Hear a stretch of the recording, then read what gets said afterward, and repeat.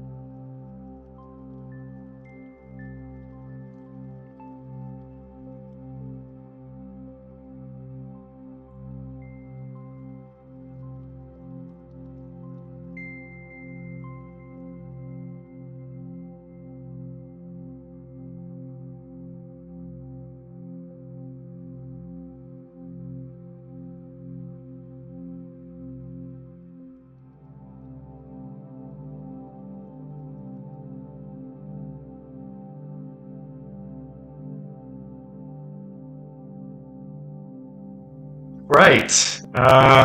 Hello. Let me actually put my headphones back on. Show me my tooth. There we go. Kind of an awkward start to this little live chat or channel message, but this is kind of a relaxed uh, live here. I'm just jumping on here to get myself familiarized with my new setup and to see what channel messages come through. Like I said, it's going to be a little off-putting for me, and I'm going to be kind of taking my time getting my footing here because I don't have like my standard setup where I can just view the chat easily. I have a couple different chats to take care of now because you can catch me on a bunch of different platforms. So whatever you see me on, thank you for your support. Hey, Mickey, thanks for joining. Thanks for being in here. Let's see if I can see well. Let me put my glasses on because I've got 3 screens going right here and different chats on each of them, and I gotta make sure that I'm paying attention. What I'm excited about is expanding the conversation a little bit more to, wherever I can find you, whatever platform you're on, right? Thank you for being here. Thank you for supporting the channel. If you aren't familiar with who I am, my name's Chris the Sage. That's the name I go by, at least on the internet. And I am a psychic medium, musician, philosopher of sorts, I guess you could call me. I studied American history and political science in college, and I've done a myriad of different things in my life. Specifically, recently in my life, over the last 10 years, I've gone through a very intense awakening process. Kind of a vague term for most people. Most people aren't familiar with what that term is even really referring to. But that is the process I've been going through, and because of that vagueness, I've been attempting to, over that period of time, as you can see with the Unfounded Podcast logo at the beginning there, describe my experience, or at least outline what I've been experiencing so that other people can kind of read along with it if they're going through the same kind of things. Kind of have somebody to go through that experience or that process with. I did that unintentionally, almost as a journal of sorts, as I created my first podcast, or my second podcast, the Unfounded Podcast, and that developed into this, my ability to kind of just talk to people and deliver whatever message is needed in the moment. And so that's kind of what I do now, along with music, which is another great passion of mine that I am pursuing at the moment. And so now that's kind of a little bit of who I am if you aren't familiar with me or you've never seen me before on the platform you're viewing me on. That being said, I think it's a fitting time for me to be branching out into the world. That's a little nerve-wracking for me. I usually only do, TikTok live streams, and that's been really, really interesting experience. Just jumping into live streaming in general, it's a difficult process for reasons that I didn't expect. And if any of you that are watching right now are content creators yourself, you may have found that as you start to produce content, it's a much more draining experience. than you would have expected initially. And I think that's because you have to kind of wade through a lot of your fears as you do that. And specifically in the live format, you have to be willing to kind of allow yourself to be authentic in a way. I think at least you don't have to, but if you aren't authentic in a live setting, people pick up on that. And I think the reason for that is because people, you, whoever's watching right now, you're very intuitive. You have the same natural ability as I spoke of earlier, that psychic ability. You have the ability to feel people and to know what they're thinking through that feeling process. And it's something that's been turned off in the human being. But it is something that you can recognize if you've ever been in this live setting yourself and been behind the camera. Because you can feel people as they join the live. You can feel as they have negative thoughts. You can feel as they send you love. You can feel excitement and joy and passion and all these other myriad of feelings that life has to offer. But it's almost unexpected because you're by yourself in reality, right? You're sitting here in a room alone. Yet you're experiencing all of these feelings. And I think that's just a really good place to start here. To kind of introduce the ideas that I talk about, that there's a reality, a level of reality that we experience that we don't often enunciate, right? And because we don't enunciate it, it ceases to feel like it's real. And that's a shame, it's a tragedy, because I do believe it's a sixth sense in the human being that is being ignored or denied. I know this, as a matter of fact, because I experience it. It's how I do what I'm doing right now. And I think the message that wants to come through today, for anybody that is watching, is to let you know that it's okay to speak your mind, that it's okay to have anxiety, it's okay to be afraid, it's okay to even have those things hold you back for a period of time, right? And to trust in the process that you're going through, whatever process, whatever part of that journey you are on right now, to trust in that. And to know that wherever you're heading, all of those experiences you're going through, all of the anxiety and the fears that you feel right now, those are experiences that are meant to make you stronger and guide you on the path forward, right?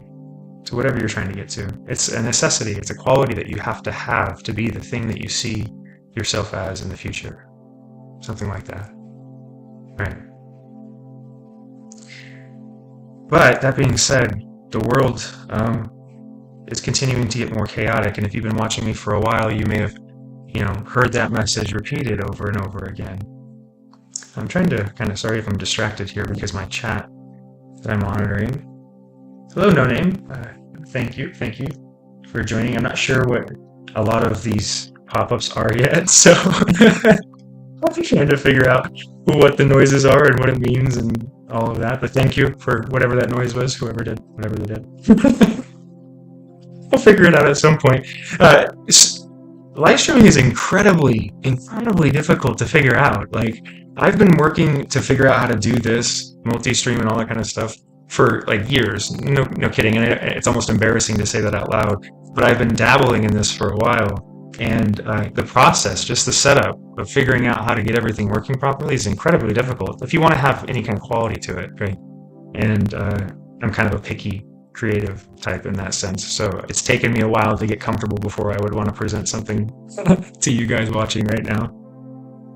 But I digress.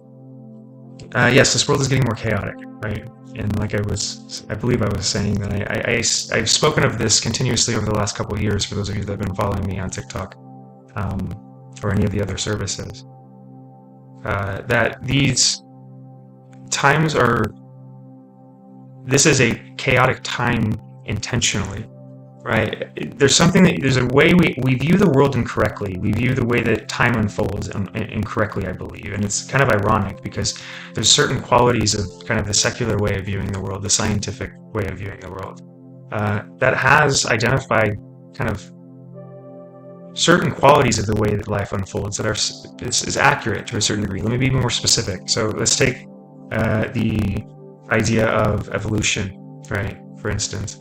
And while I don't believe that evolution is necessarily a law of the universe, right, it's a theory. It's more of like an identification of the trends that we take as we develop throughout the world, whatever organism we're speaking of, right? And the way that thing develops. And so, in a similar way, I believe you can extrapolate that evolutionary view of the world and kind of view it at a higher level, apply it to the entire world, and apply it to humanity, the whole species, not just a single individual human being, right? And if you do, what you see is that the human being is kind of wrestling with itself. That what the human being is so complicated, right? It's so much more advanced in a certain sense in its ability to perceive and enunciate the world and manipulate it, that there's an immense demand or weight that's placed on it at the same time that has caused all of the pitfalls of what we associate with humanity, right? War and violence and neglect and abuse and all of these things. But we, in the moment, take these qualities as we experience them in our own traumas, right? We take these as permanent qualities of the human condition. And I think this is a mistake that we make, right? Because I don't believe that the human being is fixed, right? Just like we would argue that the gorilla is evolving right now, albeit at a very slow pace that we don't get to see directly, so that if we didn't have a deeper understanding of the way that the gorilla develops, we would think it wasn't. Right. How can we have that type of intellectual compassion to every other animal in the known, animal kingdom, yet neglect ourselves in that way as a species? Isn't that sad to you? I mean, I don't know, but that strikes me as sad, like deeply sad. It's as if, if you would see a gorilla or an ape of some sort, like judging itself for like what it likes to eat, right? Or judging itself because it gets territorial, right? Judging itself that it could hurt another ape because of that built-in thing that it has, that mechanism of survival. Well, the way I see it, the human being is the same thing. Albeit, like I said earlier, a much more complicated version of those things. It still deserves the same kind of intellectual compassion. So that if we want to be consistent at the very least, we need to apply those theories to ourselves and recognize that there are levels to evolution, but we can evolve biologically, we can also evolve spiritually, we can evolve mentally, right? And I believe that that's what we're going through right now. The very specific type of spiritual evolution that is also attached very directly to our biology and our intelligence. So that as we go through this awakening of sorts, this evolution, very slow-moving evolution, what we'll see in the world is everything that doesn't align with what the human being is becoming, everything that would hold it back from evolving, starts to become detrimental to it. It starts to lie. It becomes vicious. Because those things recognize that there's an existential threat to their existence. Right? What I'm speaking of at kind of a high level is the ways in which individual human beings have allowed themselves to degrade. And this isn't even necessarily a really long-term process. The way I see it, this is actually a very short-term, intentional process. That over the lifespan of maybe 1 or 2 generations, we've allowed ourselves to lose grip on the fundamental principles that have allowed the civilization to evolve to where it is today, so that we are unintentionally re-highlighting those principles through our distance from them, right? The further we get away from the truth, the more we yearn for it, and the more that truth becomes really bright, really hard to ignore. And so it's in that kind of vein that I feel we are moving right now. And in that, the chaos is exposing itself all over the world. And wherever you feel confusion and wherever you feel frustration and anger and bitterness and all of these primordial hooks pulling and tugging on you to react in a specific way, recognize that that isn't meant to inspire inside of you a feeling of shame, as if you're a worse thing because you feel those pulls. No, it's meant to help you recognize that you're the thing that sees it and gets to choose whether it's expressed. You do. While certain emotions in the human being can be so overwhelming, they can feel like we are being walked around. I can promise you that is always your choice. Right? It is your choice to get angry. It is your choice to get bitter. It is your choice to get resentful. It is your choice to act violently. It is your choice to lie. And the way I see it, we've lost that fundamental truth so that people do that continuously and then lie to themselves about who's doing it, about who's at fault. It's not my fault I'm angry, it's your fault because you did that to me. It's not my fault I'm bitter, it's your fault because you took that from me. Right? It's not my fault I hurt you, you hit me first. These are excuses inside the human being that allow ourselves to reveal the primordial, unevolved thing that we've come from, that still exists inside every single human being walking around. And we are getting to see that now, because people can't hide it anymore. People can't pretend like there's nothing but nice underneath, right? Movies like The Joker, right? There's a sequel coming out, were to be is a very significant social indicator when that movie came out of this process at play, right? Of the thing that lurks underneath and the way in which when it's held back, it explodes on the world. And we've actually had an example of that just recently, and examples of that over and over again to a sickening degree.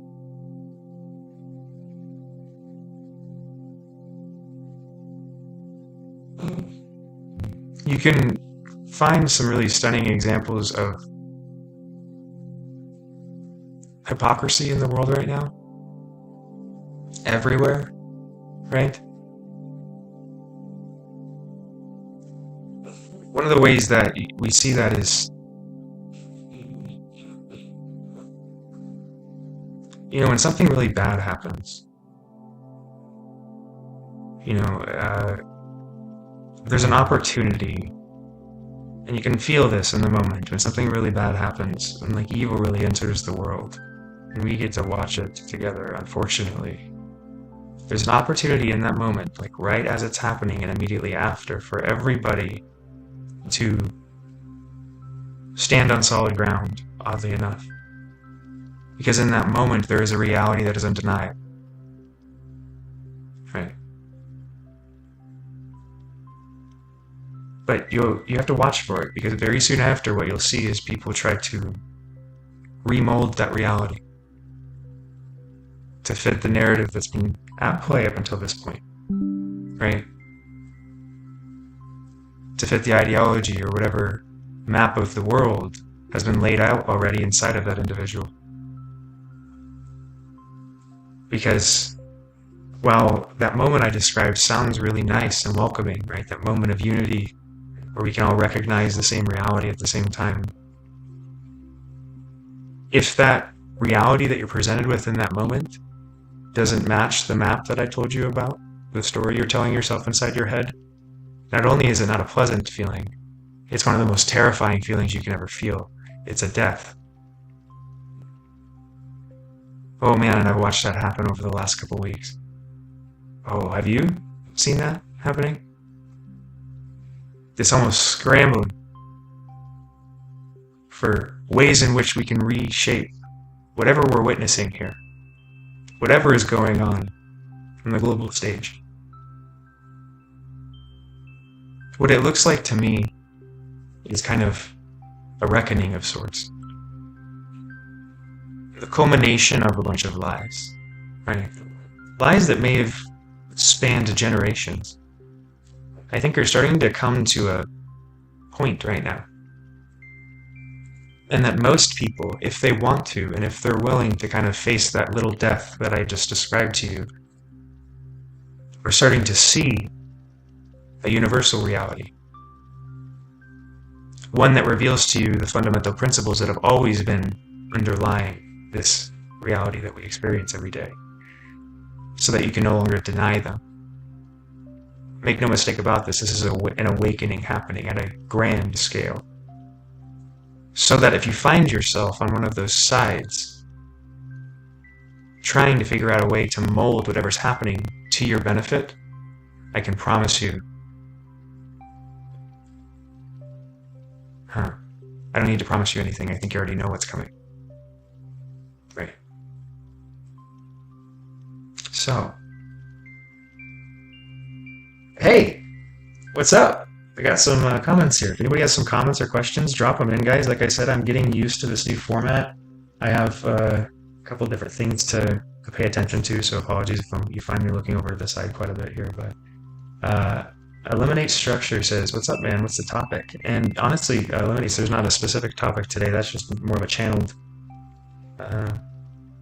message that I went into there, right? I haven't been on my live for quite a while, and I'm really just trying to get used to streaming this out to multiple locations. So I wanted to get on here and allow whatever wanted to come through. I haven't really been on since the Trump attempted assassination, and the world's kind of, honestly, it feels like, to me at least, I don't know, maybe you guys can clarify for me, anybody that's watching, but it really feels like the world has shifted in a substantial way, but it's hard to identify exactly what that is, what that shift is yet. The way that I have always described it is it's something like a separation is happening right now, and I kind of went into it there for a second, but that I believe that we're being presented this kind of obvious reality in very specific points, very specific events, that if you turn your compassionate side on, if you turn your humanity on, it's hard to deny. But in that option, in that choice is kind of the separation, right? Do you want to turn on that humanity? Do you want to feel compassion? Do you want to recognize maybe you've been wrong in some way? Do you want to be honest? Or do you want to defend yourself? Right? Do you want to win? I think that these are some of the things that were really been highlighted right now in the world, especially over the last couple of weeks. And what I see is a lot of people with a lot of power doubling down. Now, what I'm interested to see is what the average person is doing, because I think there's something else going on at the average level. I think that the people in positions of power have something to lose and are afraid of losing that. And so have a lot more to gain, in a sense, in doubling down, in defending whatever they've argued for up until this point. As a matter of fact, if you've been in a position of power, there's a high likelihood that you have lied at some point, leading to whatever we're watching right now, so that there is a very deep incentive for you to protect yourself. Whereas I do not believe the average American citizen has the same incentive, while very few may, for very specific reasons. The average American still believes in the democratic principles that this country was established on, and I believe wants that to be the case in the future, so that as they see this doubling down happening, I'm wondering, I don't know, but I'm wondering what's happening inside the average American. I think it is, everybody's being offered that same choice. Do you want to double down? Do you want to continue to fight for your side? Or do you want to kind of recognize that this isn't about sides? There's something going on here that is much deeper. It's about authenticity and honesty, truth. And that's something that no side can kind of permanently hold up, right? They've abused it for too long, specifically politically in that context I'm talking about. 123 the Veil, hey, thanks for being here, man. Appreciate it. It says, I've been able to see the actual veil in random places I've not noticed before. Interesting. I'm curious exactly what you mean by that. 1, 2, 3, because there is a visual aspect to what I'm talking about, but it is very subtle. Um, the way that I've experienced it before that I could describe to you, if I'm picking up what I think you're saying, is that there's a certain type of, oh, what is it? It's so hard to describe. There's not really good words for it. It's almost a haze or a stickiness in certain places that you can see, right? A weight, but it's like a visual weight to the place, right? And I've noticed this, and you can notice this actually if you I think a lot of people actually mistake the feeling of a haunted place with this weight that we're describing, right? Or this veil. Uh, anyway, or the opposite, or the lack of that veil there. If you're used to seeing that kind of haze, that if you're used to not seeing this reality when it is kind of revealed, if you go into a place where the veil is slightly down somewhat, it'll be very frightening to you and unnerving. Here, let me get some more music going. That was, for anybody that is watching, Garden Music by Kevin MacLeod. It's available on filmmusic.io. It's Creative Commons license, and I use this stuff all the time. It's beautiful music, great for background music. So if you have anything that you do like this, any projects or anything, check it out. Let me see what else we should put on here. River Flute sounds nice. Let's see what that does.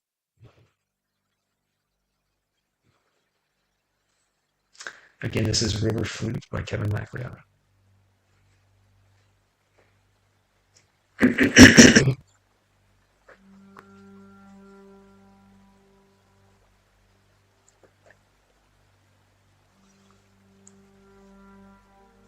1, 2, 3. Very cool. Very cool. I'm glad that you resonated with that because yes, that's exactly what I see it as well. It's like a fog. Exactly. That's the way to put it. Um, but again, it's very subtle. So anybody else that's listening, that's maybe sorry, I have something in my tooth here. Hmm, that's attractive. Um, so if for anybody that's watching that maybe hasn't seen that or is trying to figure out if they have, well, first of all, that's the right way to be looking at it because you're gonna have to search for it. But it is somewhat of a haze. And there is something visual as I've gone through the awakening process, my sight has changed, adjusted, sharpened, I guess I could also describe it as almost a sharpening, like a focusing, to where the world actually looks like in more detail. Uh, and I've had a lot of physical issues that have been going on that have been affecting, I think, my vision. But I think there's, as above, so below. I think there's a physical and a spiritual aspect to that, and they kind of interplay with each other. So that as you go through the awakening process, you work on kind of a spiritual problem, and that helps heal whatever physical issue or ailment you're experiencing that's attached to it. And the reason that we don't realize it's attached, there's a physical ailment attached is to a spiritual problem, is because that trauma that created the emotional issue usually was so traumatic that we avoided dealing with the trauma, and so that energy gets stuck in the body because it doesn't have anywhere to go. And wherever is the best context for that pain is where it goes in your body, which it can be confusing sometimes, but essentially, if you are in a lot of pain, uh, and you have it in a very specific part of your body and it's continuous, right? All you have to do is ask yourself, what is causing this? And do it honestly and look for an answer. And whatever you hear, whatever you think, right, after you ask that question, trust it. It might be something that doesn't feel real. Actually, I can guarantee you it'll feel like it's not real the first time you do that process. But as you start to trust what you're getting through your own intuition, as you talk to your higher self, you'll recognize that that's a real conversation, right? And there is something that you can do about it. But it does require a lot of work, and it's just not the typical kind of work you'd expect. It's not just about stretching your body or going to a traditional doctor. It's actually about sorting through the emotion that you went through, the pain that you experienced in whatever you experienced, so that you can finally release that energy from your body and let it go permanently. Right. Thanks for the comments, guys. I appreciate it. Everybody, if you got some comments here, let me thank you for bearing with me because I'm getting a little used to this setup. I'll have a better setup where I don't have to look a bunch of different ways here. as I develop it. But I was kind of tired of messing with the streaming software and just playing around and not going live. So I just decided to go live with what I got, and this is what I got so far. So hope you like it. Let's see. Jacinth, thanks for being here. I appreciate you. Um, Asking if I could show how to play this game. Well, I don't know exactly which game you're talking about, Jacinth. I do play some games, and he's over on another platform that is more game focused. I will be doing some game streaming, guys, in the future. That's also another thing that I'm going to do here because I personally really enjoy kind of watching gamer streams. They're a really good platform for conversation, like what we're doing right now. And I've found that there's quite a few games that have a lot of uh, well, if you view them properly, there's a lot of philosophical content in different video games. There's a lot of even spiritual content depending on which video games you're playing. There's a way in which it models out process of making yourself into whatever you want to be digitally, right? So just for instance, take the path of a game, a traditional game, a linear game. But even if it's not linear, even if it's an MMO or something like that, a big open world, there's a line progression that's built into the game. And what do you start as always? Almost always, not always. You start as something that's very untrained, maybe even scared sometimes. It's weak. Maybe it's lost all its weapons, right? It doesn't have anything to start with. And you have to work your way through a boot camp of sorts or a training scenario so that you can figure out how to play the character. And as you're doing that, you're gaining power. And this is a similar kind of setup, a fundamental kind of philosophical setup to video games, where there's a story to it, and it starts as you start as nothing, and then you have to work a little bit to learn something. And once you learn that something, you incorporate it, and then you become more dangerous, right? And then as you apply that in the game, and you become better at applying those qualities go up. They get upgraded. They get stronger, right? And all the while, you're moving further from the point that you started at. You're actually halfway through the game. You don't even look like the same character, right? Your abilities have tripled, quadrupled. You're able to take on huge armies of enemies, whereas maybe one of them used to destroy you before, right? As you progress through the game, there's usually a singular or at least an evil thing that you're fighting against, right? There's some goal that you're trying to attain. There's something you're trying to beat. And that thing, that embodiment, that massive roadblock in your way kind of is a representation of your biggest fear, right? What are you the most afraid of? And so in the best video games, what they do is they build those characters, those bosses, as representations of real fears, right? Things that actually scare you, so that you have to confront it in the video game, so that you can get braver at confronting it in the real world, right? There's some depth to some of the things that we have in this world that just isn't being used properly, right? We can do the opposite thing. We can go the opposite way with video games, and we can turn them into a certain type of gluttonous kind of vampiric thing in a weird way. And let me try to describe what I mean. What happens and what's happened with most video games recently? And I've seen a lot of videos, a lot of video game creators and stuff talking about this, specifically Pirate Software and everybody. But they've gotten worse, right? People aren't enjoying video games as much anymore. And a lot of people have been asking why is that? And I think one of the reasons for that is because we've gotten away from that structure I just described to you. Because that structure aligns with narratives, period. It aligns with stories. And stories are based on kind of archetypal ideas that are representations of life itself, of what you do in life, right? And so if you get away from that progression of starting from nothing and going to conquering your biggest fear, the biggest hurdle, if you get away from that, what you'll end up happening is you'll try to create a different version of the story, but because there's only really one fundamental story playing out in everybody's life, it doesn't resonate with them deep enough. And so you don't get attached to the video game. So take most of the games that are designed to have you continually playing, you'll notice there's no progression to it in that way. You usually don't start as nothing. You start as something, and you're actually a pretty dangerous something. And the key to the game is usually about either purchasing that strength, right? Just using money to purchase the strength, or in grinding so much and devoting so much time and energy to it that you can finally get that thing, which is actually not a good representation of the real world, because the real world is not designed to make you grind forever to get one small reward. It's balanced naturally. You know, if you sow a field, you get to reap it. That kind of an idea.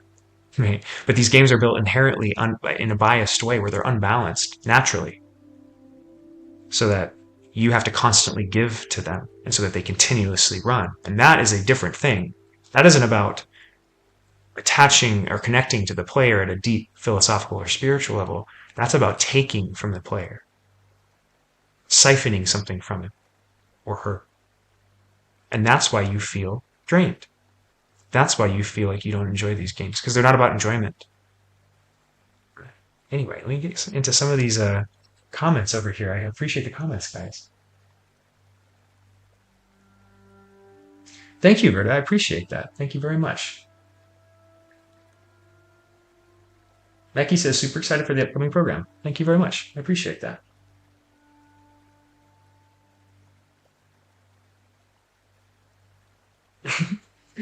Caroline says, anyone else like me can't help but cast spells every time they watch streamers live stream.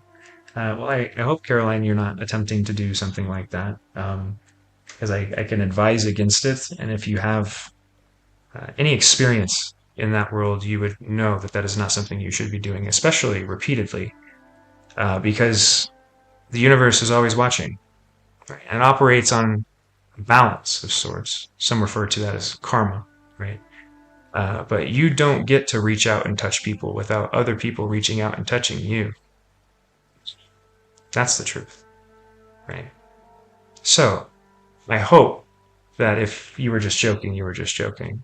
If you're not, you need to stop what you're doing, because I can promise you it will destroy your entire life. I know that from experience, right? I'm not saying this to scare you or to just try to build it up. I'm saying because I've experienced this, I know what kind of spell work can do in people's lives, and it will destroy somebody's life, specifically the person doing it. Okay? So I pray for you. I hope you hear what I'm saying. Let's see here. Oh, nice. We got more comments over on TikTok. What's up, guys? Sorry for, I was over on the other chat there. So, where was I at? I was at 1, 2, 3 the veil. Yes. Let's see. Eliminate structure. What do you typically talk about? Well, that's a good question. Eliminate. I jump all over the place. I deliver channeled messages, right? So it's a lot about you, actually, whoever is in the stream as you just saw, and whatever comments come, whatever energy comes in the stream. I tend to play off of the energy that you bring in and see what comes of it.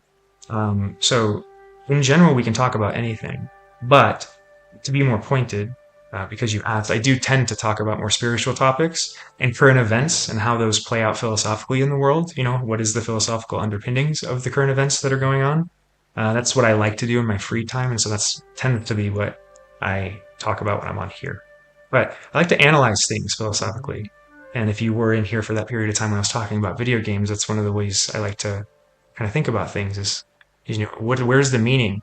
And what I would say to anybody, you know, on any of the other platforms, and maybe if they are more video game focused, is to really focus on what content. It's not just video games, but movies or even books, right? Music.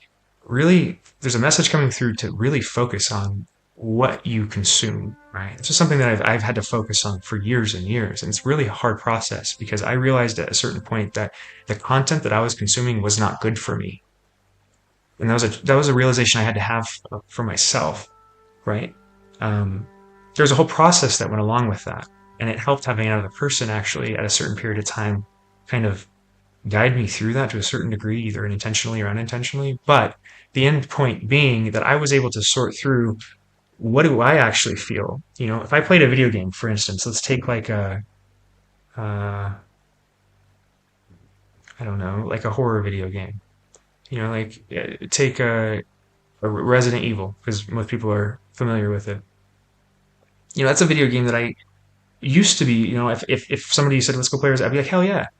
And I still, even at this, I don't have anything against the video game in general, right? It has a purpose. Like I said, there's a purpose in conquering fear and all of that. It's not about necessarily specifically the video game. It's more about like what you're consuming and the amount of it, right? So like if you find yourself playing the same kind of video games, and those video games happen to be more and more and more gory and over the top and gluttonous, right? Where it takes more for the video game to impress you, where you're constantly looking for how it can be more radical. What more could you do that you wouldn't be able to do in the real world, right? These are odd fantasy playgrounds that are being created in which people's shadows get to run amok and pretend like there isn't any ramifications for them. But I can promise you there is, because you don't get to pretend to be something and not become it. I can promise you that's true. Even if it's in a digital space, if you spend all of your time shooting other people, that becomes less of a problem in your head. Right? And I do wonder in today's world if that is not something at play. While video games are by no means the cause of violence or any of these problems in the world, there is a way where the individual, when they abuse anything, makes a sicker individual. And in the context of video games, that's the way it does. Right? Some of the video games I've seen over the years, and the first one I remember when I was a kid, because I'm 33 years old, so I may be quite a bit older than some of you watching right now, but some of the games that were coming out that were really radical when I was a kid one was called Manhunt, and it was extremely violent. I remember it came out, and I remember reading it in Game Informer and reading all the details about it, and really wondering, like, I remember it confused me as a kid, and this is why I have concern about some of the direction of the content that we've made in the world, is while adults, like fully fledged adults, like we're able to kind of tell, okay, that's there for a creative purpose, right? This isn't meant to be a reality simulator or whatever it is. Kids have a harder time disentangling that. And I know that because I was a kid, and I remember seeing some of these video games and being confused on why it even existed, and if it did exist, then it must be okay, right? Content. It must be okay to play. And so I remember having a weird interest in those dark video games, those really, really bad ones, because it was something that was taboo. We weren't allowed to play as kids. And that's a problem, you know, that what is the point of a game but to inspire fun, joy, happiness, smile, maybe to help you conquer a fear of some sort, but there should be a purpose besides the degradation of the individual playing it. And there's a lot of video games modern day that are designed specifically to degrade you and to make money off of doing it. Right? So, let's see here.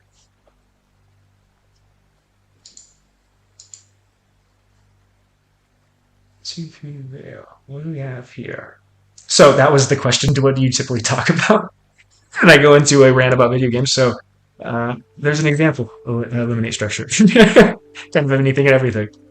I'm just the chatterbox. 123 the Veil says it feels like the energy is splitting into two different dimensions. Yeah, I don't know, and I've been trying to figure out how perceive it at that level, to some degree. Like figure out what's going on at the higher level. But I've been really focused on myself actually recently, and you may be right about that. I'm not sure, but that splitting is definitely happening. So I would imagine it would be happening at the dimensional level too, for sure. Yeah, absolutely. But I can feel the splitting. There's a choice being offered the world right now in mass. And it's not obvious to most people. And one of the other things that's just in my head is you might notice that you're starting to see things that other people aren't seeing in the way that 123 is kind of hinted at. But let me give you an example. And this isn't meant to be political at all. This is just the best example that I can think of, and it's very current. So I think it's relevant to a lot of people, right? So, with the assassination attempt with Trump, right, recently, one of the things that happened immediately after that is there was some video footage because everybody kind of wanted to see him right afterwards because they hadn't seen him in like a day or so. And the first footage they got of Trump was Trump walking out at the RNC of the tunnel, and they were playing, everybody's kind of cheering for him and stuff. But I remember when I saw him walk out of the tunnel, there was something that was different about him. right? There was a different look to Trump, and it wasn't like a necessarily even a physical thing. But you could see it most specifically in his eyes. Right? There's a clarity in his eyes that I saw, right? Like the lack of a veil, something like that. And I could almost see the emotion on him, which is something that is very un-Trump like, right? Very odd to see on a Trump figure, but also that's something that's very subtle, almost intuitive. Not like he has different color hair, right? And so what I recognized in that moment was, oh, the experience that he having is real enough to represent a change that I can see on him. So whatever happened, at the Trump assassination affected him enough that I could see that change on him. And I know that other people saw that too, because I have people in my family that are not Trump fans that said that they saw that difference. I've seen pundits talk about that, right? And then I've also seen other people arguing that he's no different. There's absolutely nothing different about him. Even more so that he's manipulating this, that he's using this to get all of it, right? And it very well could be true. I don't know. But I do know what I saw. And you can't fake that kind of shine he had, right? Spark in the eye. And that's something, folks, to pay attention to. That's the difference I'm talking about. Some people didn't see that at all. That's what I think. I think the people that are arguing for the old Trump right now don't see the change. Don't recognize the spiritual effect coming that close to death can have on a person. And it makes sense if you're not spiritual, right? If you're already a non-spiritual person, if you don't really believe, how would you see that change on somebody? You don't know it exists, right? So that's kind of my little take on some of the difference you can see in the world. Sorry, I'm going to try to start some more music for us. This is one of my favorites. This is called Music for Manatees by Kevin MacLeod, and you can find it on filmmusic.io. Creative Commons, so free of use. You can use it.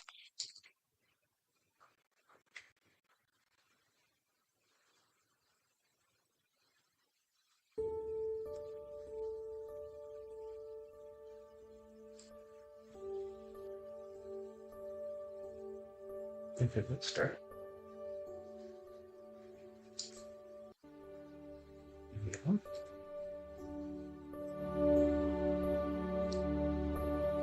Give me 1 second.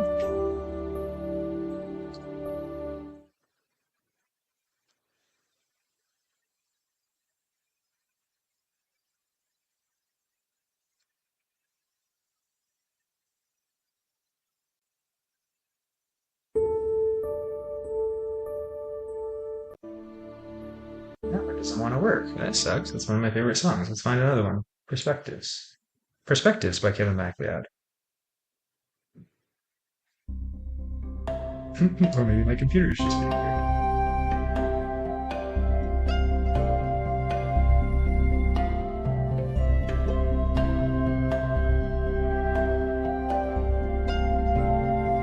Hmm. Oh well. All right. Well, that's going to be it for the music for now, but that's okay because we don't need to have music playing in the background. It's just something that makes it a little nicer. Some of these the streaming software and stuff, like the audio goes in and out sometimes like that. So it just decides to work when it wants to. But hey, what can you do? At least it worked up until that point. Um, but yes, I do think there's a difference. There's a separation happening, and you can see it in the world. It's an actual something you can see, but it's very subtle, and you have to look for it.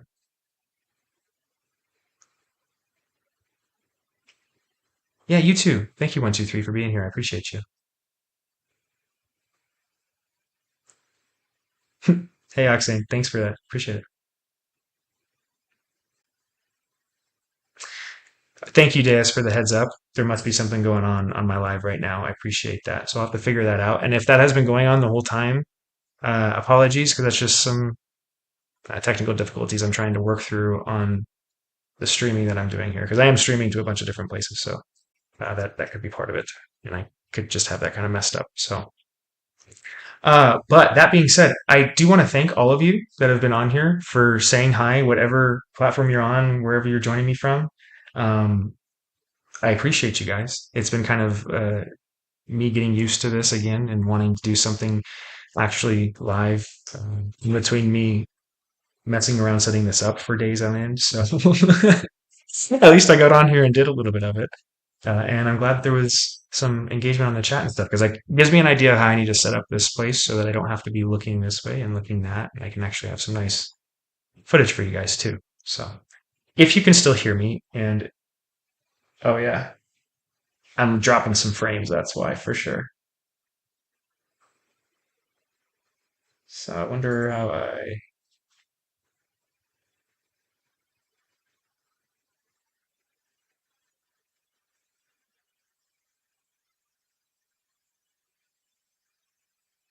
All right.